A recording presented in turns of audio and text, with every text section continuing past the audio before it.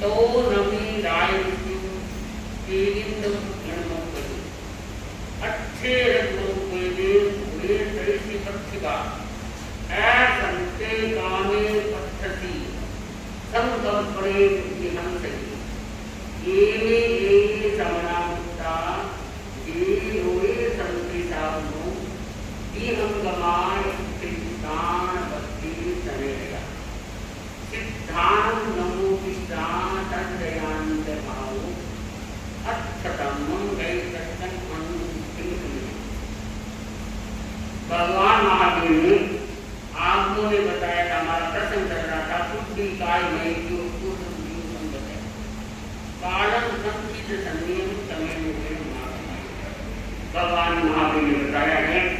पृथ्वी काय का चल रहा था कि पृथ्वी काय के जो जीव है वो असंख्याता जन्म तक क्या है वहाँ घूमते रहते हैं, भटकते रहते हैं, फिरते रहते हैं, क्योंकि एक पृथ्वी के क्या है जैसे बताया कल कोयला है, चाहे हीरा है, चाहे रतन है, वो चाहे क्या है पत्थर है, तो एक छोटे से हीरे में भी असंख्याता चीज है। तो भगवान ने ये कहा है कि ये जो आत्मा जो शुभ प्रवृत्ति की है, शुभ कार्य किया है, उत्तराधिक करना है, साधन सूत्र में कहा गया है, तो वो आत्मा क्या है आत्मतत्व को प्राप्त करेगी। क्योंकि मानते हैं कई लोग नहीं जानते हो ईश्वर ही करता हटता है,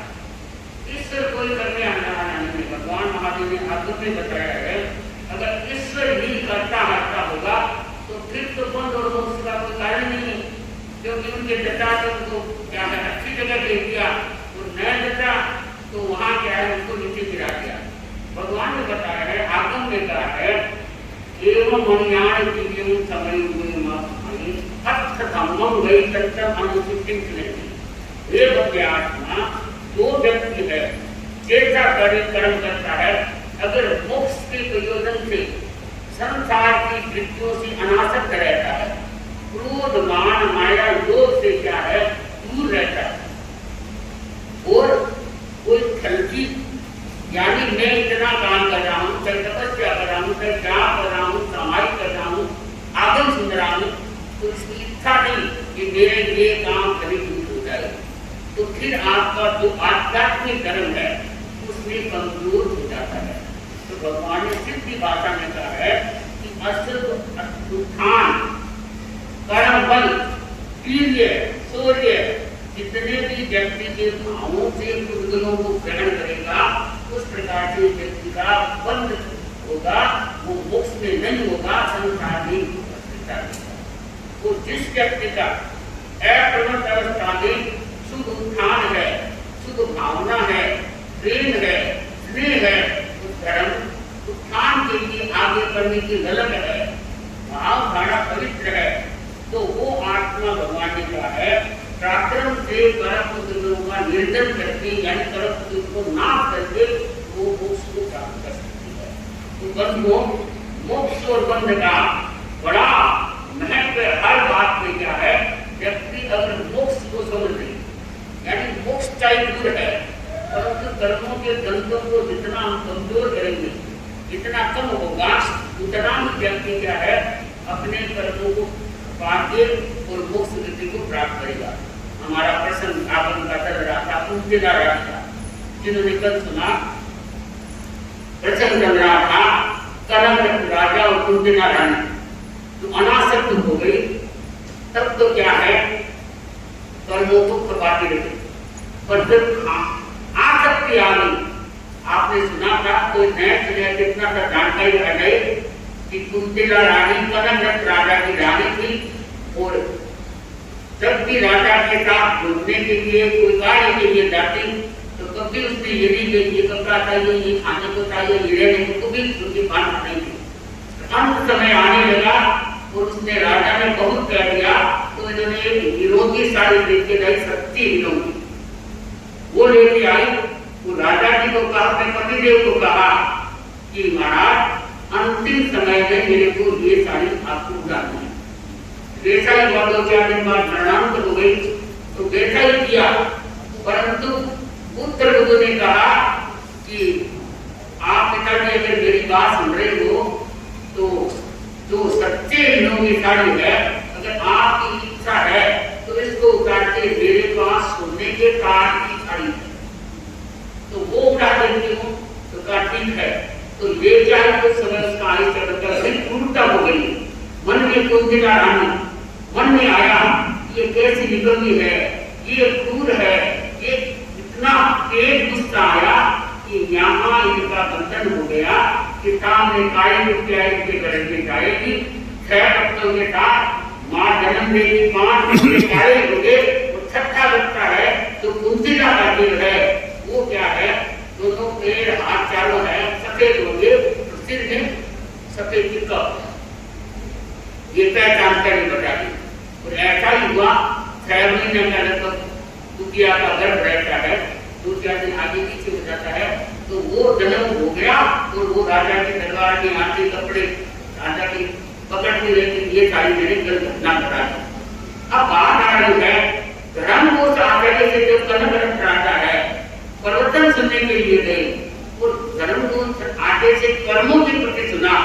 तो पूछने लगा, तो वो तो धर्म को आचार्य सबके शक्तियां संपन्न थे, उन्होंने बता दिया कि तुम राजा, तेरे कारण से तेरी पत्नी कुंतिला है वो कुतिया बनेगी और कुतिया के रूप में आएगी, तो तेरा भी इसमें सहयोग रहा, चाहे बुरा उनके लिए हुआ पर तेरा वो मानने का था। अगर तू बताता तो शायद नहीं होता। तो राजा समझ गया कि बात तो नहीं, महाराज तो मेरी बात का ही पता चल गया, बात नहीं किया। तो भाई लोग बाद में वो कुतिया रूप में आई, वो राजा ने जहां भी जाते हैं कंडक्टर राजा, जहां भी तो आप क्या है सिंहासन पर विराजमान होते हैं, वो रथ में उसको भी आरूढ़ करके बिठा के लेके जाते हैं। रात को सोते हैं तो आपका जो स्थान है वो कुतिया को भी पास में रखते हैं। लोग कहते हैं कि देखो एक महाराजा होके वो धन धनाट की सेवा करने वाला इस कुतिया के साथ धन क्या है, कहने का तात्पर्य है आगे पीछे की बात कर सबको क्या पता। तो उन्होंने ये राजा ने सोचा, कनक राजा ने, कि मेरी पत्नी मेरे योग से कुतिया बनी है, तो आचार्य को ये पूछा जाए कि इनका आगे का होसूत्र कैसे आचार्य। तो उन्होंने क्या धर्म को आचार्य को निवेदन किया कि महाराज कुतिया मेरे पास रहती है, तो आप फरमाए बताए कि इसका निस्तार कैसे होगा।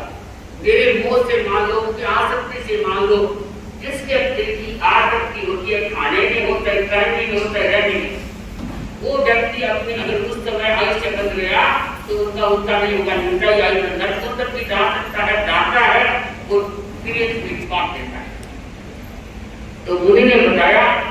धर्म को साथे की राजा की एक उपाय है, तो वो तो जानते थे। एक उपाय है कि अगर कुंतिला कुतिया रूप में आई है उनको संथारा कराए, संथारा की जबरदस्ती की मदद आई, गृहस्थी का हो चाहे साधु का हो चाहे त्रियंत का हो। अब त्रियंत तो बोल के नहीं कहता, तो उसको पास में रख के वो नया खाए तो नहीं तो बीमार हो तो बात अलग है, एक्सीडेंट हो गया तो बात अलग है। अब खाते पीते तो वो जाके खाने का नहीं तो दिखाएगा। तो राजा आया, आके सोचा कि कुंतिला रानी तेज तो कुतिया रूप में है, और मैं आज से प्रतिज्ञा करता हूँ, संकल्प करता हूँ कि मारा है धर्म का उद्योग मैं भी थोड़ा थोड़ा करता हूँ, तो तेरी गति सुधर जाए तो मैं संसार कराना चाहता हूँ, क्योंकि ये मुनिराज की वाणी है वो गलत की नहीं जाएगी। तो कुतिया ने उस समय सुना और उसने खाना बंद कर दिया, खाना बंद कर दिया, और उनको जैसे रोटी जो भी देते दूध वो दे के रखा तो वो नहीं खाया है, उसको संसारा प्रकार किया। संसारा के बाद में कुंतिला रानी को जागते समय ज्ञान हुआ। तो ये क्या है, यहाँ से अभी कुंतिला रानी का जीव है वो दूसरे देवलोक में, कुतिया से निकल के दूसरे देवलोक में है। एक दिन इनका मोक्ष होगा, ये वापस संन्यास को ग्रहण करेगी और संस्कृत को शुद्ध रखेगी। और क्या है, अपने जीवन निर्माण के लिए तपस्या है, त्याग है, ताकत है, जो भी है, जिससे हमारी गति का सुधार होता है। तो ये करके और कुंतिला रानी एक दिन मोक्ष मिला है। कहने का मतलब आप समझ गए होंगे, भाई जान बंद और मोक्ष हमारे अंदर है। इतनी हमारी अशुद्ध प्रवृत्तियां होती है, क्योंकि कर्मों की प्रेरणा भी होती है, संपूर्ण भी होता है,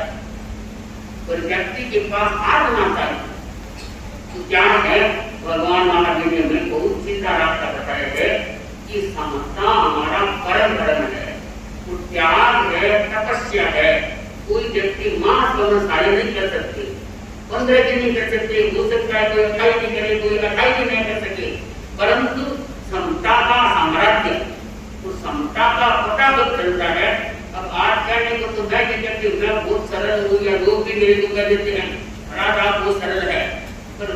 टाइम आए बाद में मेरी सरलता कितनी लगेगी, ये सोचने की बात है। कि मैं हूँ चाहे आप हूँ, फिर उसमें क्या है, प्रतिकूल प्रवृत्ति आ गई तो मैं भी क्या है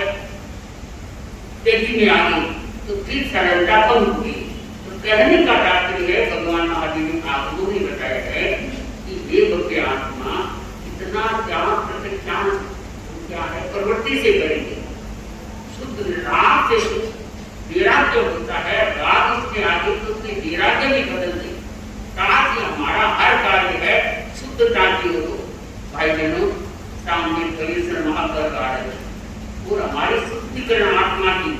क्योंकि लोग कई आते हैं, अभी एक भाई ने बताया कि महाराज क्या आपको बीमारियां कह रखी है, आप समझे नहीं, बीमारी को देखो होना स्वाभाविक है, शरीर है हमारा बंधा हुआ है, तो अभी तो क्या है मोर बांध रही है क्या था, तो बीमारी आएगी तो बीमारी में हम भयभीत हो जाएंगे, घबरा जाएंगे, तो वो बीमारी हमारे पर आक्रमण करेगी और हम घबराएंगे नहीं, हम ये बात करेंगे जैसे नमो और यंत्राण बोलते हैं, ध्यान देना, तो नमो और यंत्राण बोलते हैं और साथ साथ में ये भी बोले मैं अनंत शक्ति संपन्न हो रहा हूँ। अरे भगवान फिर अनंत शक्ति से संपन्न है, तो हम भी साथ में ये करें कि नमो और यंत्राण मैं अनंत अनंत शक्ति से क्या है संपन्न हो रहा हूँ, तो हमारी अनंत शक्ति अच्छी रहेगी, तो अपने आप क्या है बीमारियां जाती रहेगी। नमो सिद्धांत, मैं शरीर नहीं हूँ, आत्मा शरीर है, इसका मेरे प्रभाव नहीं करती है, मेरी आत्मा है वो शुद्ध रही, तो मेरी आत्मा पवित्र रहे, ऐसा कार्य करूँ। क्रोध मान माया लोभ है उसको छोड़ता हुआ मैं क्या है अनासक्त जीव, कम से कम 8% है उस व्यक्ति में अनासक्ति मिलती है। कई भजन है, यहाँ सेवा करेंगे या साधन है, तो सौभाग्य है कि भाई देखो यहाँ रहेंगे चाहे कितना ही धरती करे है, फिर यहाँ का तो सारा वातावरण दूसरा होता है, क्योंकि आप व्याख्यान के समय व्याख्यान सुनेंगे,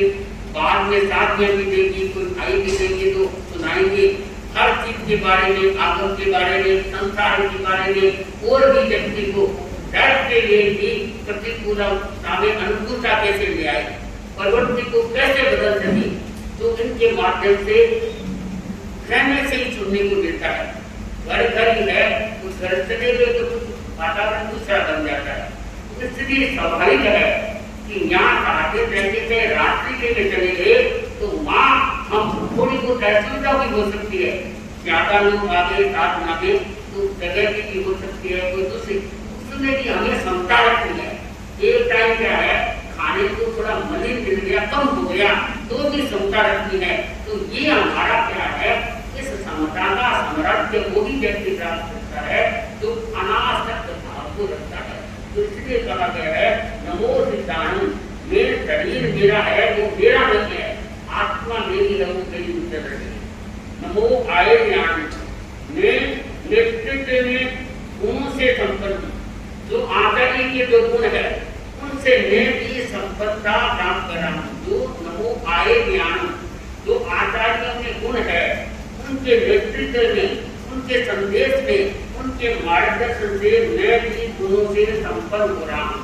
तो ये मेरे नमो नियंत्रण, नमो सिद्धांत, नमो भाईजान भी बताया है, नमो ध्यान, नमो ये सब बताएं, ये मेरे को आगे बताने का आवश्यक होगा, क्योंकि कल जयाचार्य महाराज का भी बड़ा बिना कठिन है। क्या है, कोई भी दूसरे प्रोग्राम होते रहते हैं, उसमें आगम हमारा चलेगा, क्योंकि भाई बहनों तपस्वी भी कहते हैं आगम भी चलेगा। मेन हम आगम को सुन के उनको हृदय गमन कैसे करें, कि हमारे जीवन का विस्तार कैसे हो सकता है। बीमारियों को हम दूर कैसे कर सके, शरीर को हम स्वस्थ कैसे बना सके, आत्मा को हम उद्धत कैसे बना सके। तो ये हमारा पहला परम कर्तव्य होना चाहिए, तो इस पर हमें अवमान करना चाहिए, चलना चाहिए। तो भगवान महादेव ने बहुत ही सुंदर बताया है कि ये बसे आत्मा जीवन के निर्माण के लिए, जीवन के कल्याण के लिए हमारा चिंतन सही हो जाए कि मैं क्या है अपने जीवन को शुद्धता की ओर ले जा रहा हूँ। हमने देखा यहाँ मैरोजी में सातवीं स्थिति रतन श्री की माँ